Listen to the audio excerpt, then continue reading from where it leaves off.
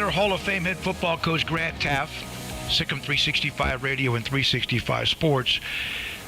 You've known Gary Patterson for quite some time. I know he was heavily involved when you were the executive director of the AFCA. Your thoughts about how things have gone south for him, and he no longer is the head coach at TCU? Well, I certainly feel badly about that because he was a tremendous competitor. I loved playing his TCU teams because they were always very physical, always very tough. And one of the things that I do about Gary as a football coach and later as executive director, that man would not cheat one penny's worth in any area. He was a man of character, still is, a man of integrity, and one really, really good football coach, hard-nosed.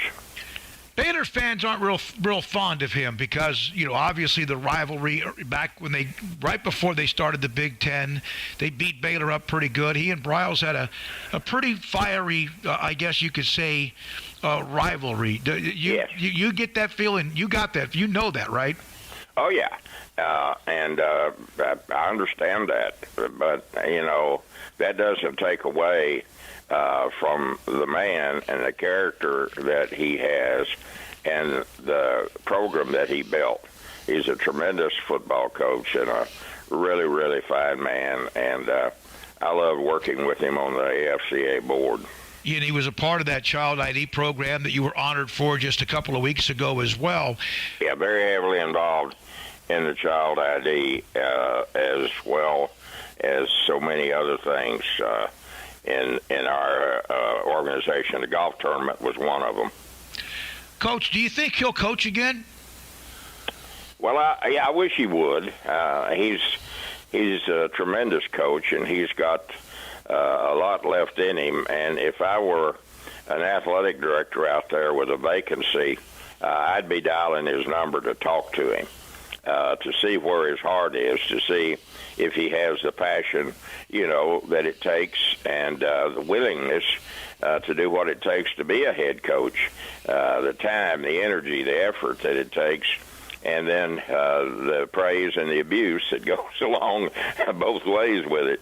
But I frankly hope that he will coach again.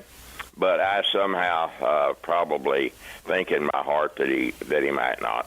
Well, he did a good job as an analyst in some of those college football championship games when they did that split screen with coaches in a studio, whatever.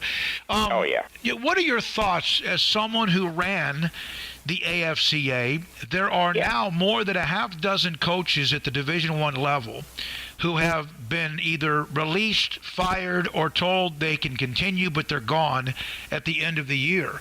Yeah. That's just about as many as I've heard, and this is November the 1st. Yeah, that's right. What are your thoughts about that trend? Well, it's been coming on.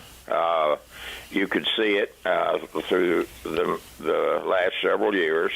I think it's reaching a peak now because of the importance of winning for a program. The financial aspects of college athletics on the upper level are so dependent on the success of a football program, and then next on the success of their basketball program. So we're going to see in the next 2 years a good number probably of coaches that will be let go because their record is not high enough. It's always smoked that the expectations of the university when they hire a coach, well, he can win every game for us. And I'll tell you a good story and a true story. When I came to Baylor, sitting down with the president at that time, Dr. Reynolds, he looked me in the eye and said, we only expect a championship every 4 years. Well, they hadn't won one. They hadn't won one in 50 years. Come on. Yeah, and that was at a place that had not won at all, and you, of course, turned that around. They hadn't won a championship in 50 years. Yeah. So, but anyway, that's important for an administrator to do. You want success every year. If you're going to have athletic programs, you want success because they're costly and they get the front page news. You can have the greatest science experiment come forth over in the labs, and very few people will know about it. But you lose a football game to Texas, and everybody in the world knows about it, yeah. you know. So it's just out there in front. We have to accept that. Coaches have to realize that, yes, winning is a part of the reason you've been hired. You also were there Saturday, and speaking of Texas, Coach Aranda and the Bears are 7-1, moving up in the top 25 poll. They did it methodically. Yeah. They didn't panic. They were down 11, nope. And they seem to have such a great togetherness. They do, and let me tell you something. Coach Aranda he's a very soft-spoken guy, but he is excellent football coach. He has a terrific staff around him. And I tell you, he is going to do great things for Baylor because he's not the kind of guy that's going to come in here and have a couple of winning seasons under his belt and then jump somewhere else. I believe in him, and I believe he's here for the long run. And when you get stability, a winning stability, to any of your athletic programs, it's such a positive for the university. The money flows and the cotton grows. Yeah, I was going to ask you that too as well. You know, there are these openings, and his name is out there, whether or not anyone's contacted him or not. How would you, like Mike Tomlin, here he is, the longtime coach of a franchise that's had three, Chuck Noll, Bill Cowher, and Mike Tomlin, and his name surfaced for a couple of jobs, and he basically said, never say never, but never. He was pretty upset, and anyone even asked him about whether a college job was something he'd be interested in with the Steelers.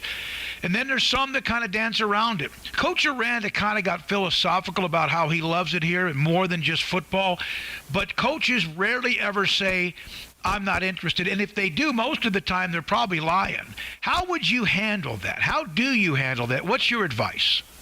Well, I've been through it I know a few times, and I think the most important thing is just to be upfront about every aspect of it. That doesn't mean that everybody that calls you and wants to talk to you about a job, you should tell the newspaper that I'm talking to so-and-so. But it does mean you keep your university advised, and I believe that's what Coach Aranda's done. I think he's a terrific coach and a great man, and I believe that he will stay here at Baylor and continue to build this program. I hope that he does, because I, along with thousands of fans, really think he is doing a great job. Coach, as always, thank you so much, man. Thank you. Well, listen, Smoke, great to talk to you, and have a wonderful day. Hall of Famer in every way, Grant Teaff on 365 Sports and Sikkim 365 Radio.